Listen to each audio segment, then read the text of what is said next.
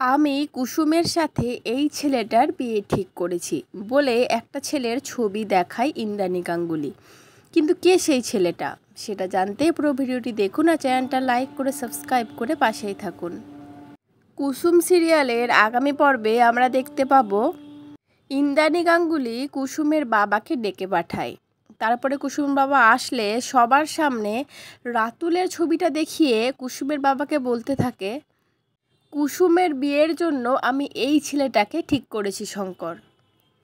ছেলেটি ভালো আর এটাই কুসুমের জন্য ভালো হবে। কুসুমের বাবা কিছু না বলে মাথাটা নাড়ায়, মানে তার ইন্দ্রাণী গাঙ্গুলির প্রস্তাবে কোনো আপত্তি নেই।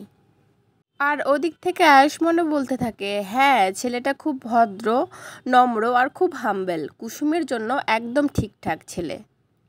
কিন্তু ওদিকে কুসুম মনে মনে বলতে থাকে, হে ভগবান, আমি তো এখন বিয়েটাই করতে চাই না, তাহলে এখন আমি কি করব?